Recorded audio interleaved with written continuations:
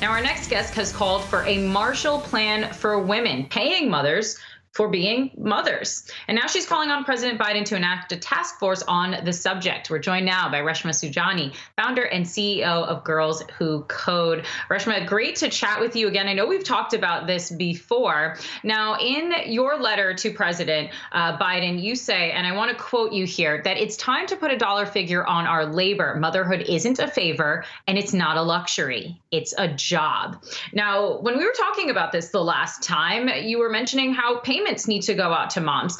Now, I'm hoping you can connect the dots for those at home that think that, motherhood is a choice.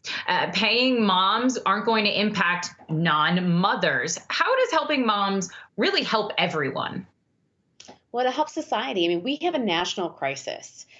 4 times as many women, mothers, have left the labor force as men. Our labor market participation is what it was in the 1980s. And the reason why this is happening is, one, we have a childcare crisis, right? So many of us were asked to homeschool our children. And so to do that, we had to cut back our hours, say no to promotions, go on food stamps. We had to essentially replace our paid labor for unpaid labor. And the second reason why we have this crisis is that so many of the jobs where women have lost jobs have been in industries like healthcare, education, retail. These are jobs and industries that are not coming back for women.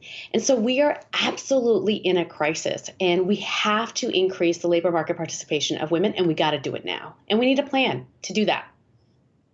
So, as I mentioned just a second ago, a lot of folks are out there saying, motherhood's a choice that you made. Don't get into motherhood, right? If you can't juggle all of these responsibilities. What do you say to folks that say it's your personal responsibility? Quit whining. You decided to become a mom to 1, 2, or however many children, and you just need to deal with it. Listen, I am like many women, right? I am Zoom schooling my child. I am nanny. I am cook. All at the same time, I have a full-time job. So when schools closed and they expected us to homeschool our children, nobody asked us. Nobody put a value on our labor. Nobody even thought, what's going to happen to mothers? Are they going to be able to do their jobs? They just assumed that we would do it. And look, I am not America's social safety net. Mothers are not America's social safety net. And so as we think about this crisis, as we think about how to get this country back on its feet, we need a plan for mothers because we are America's essential workers. Things do not happen without us. And right now we are being asked to work for free. And we're also being asked to work to our detriment. I mean, every woman I know right now, we're not just exhausted, we are at a breaking point. Can't do it anymore. We can't do everything anymore. So I'm simply asking the federal government to put a value on our labor. What is it worth to you? All right. So sustained economic support is really only one part of this and one part of this issue. There are other parts that are also very important, like paid maternity leave, increasing sick days for mothers to take care of their children that are at home from school. I'm wondering if you think that perhaps some of those initiatives might be easier to get done here than this sustained economic support, because I can already hear folks arguing about this and not wanting to support something like this. Oh, Kristin, you're in my inbox. People have a lot of feelings for moms, but that's right. A 360 plan for a Marshall Plan for moms is a 360 plan. So one part of that is basic income.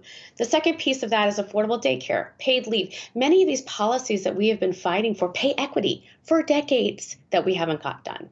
The third thing is a school reopening plan so that schools are open 5 days a week, full time. And the last piece of this is about engaging the private sector, Wall Street and Main Street, to get flexibility. To have daycare in the office, to figure out what they're going to do to retrain the women that they have lost and to bring them back into the workforce. We need a 360 plan. But a piece of that, for example, I'm getting a ton of emails from, educators here in New York City that they are considering continuing with remote learning in the fall. Listen, you better not put that plan in place unless you have value on the implications on women's labor here in New York City. What's the taxes we're going to lose? What is the lost value to our city, to our country, to our state when we take women literally out of the labor force?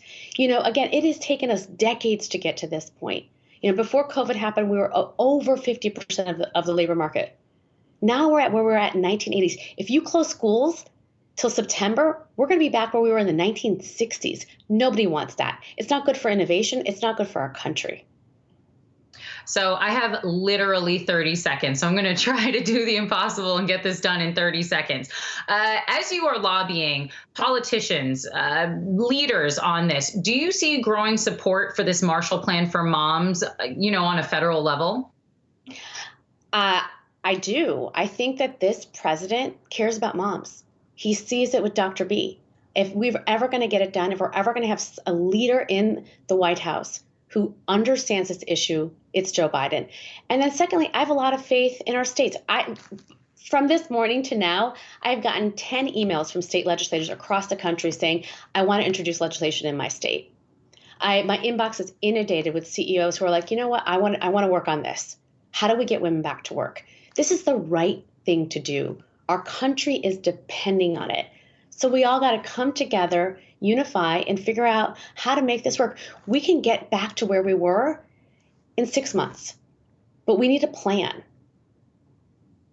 What you're saying resonates so much. I'm not a mom, but I'm a woman. And before I even consider having something like children, these are the things that, I have to ask myself, that my friends are asking themselves.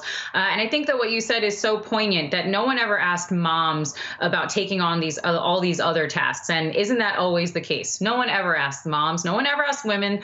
We just do it. We always just rise to the challenge. So it's absolutely a fascinating proposal. Thanks so much, Reshma Saujani, founder and CEO of Girls Who Code. Thank you, Kristin, for having me.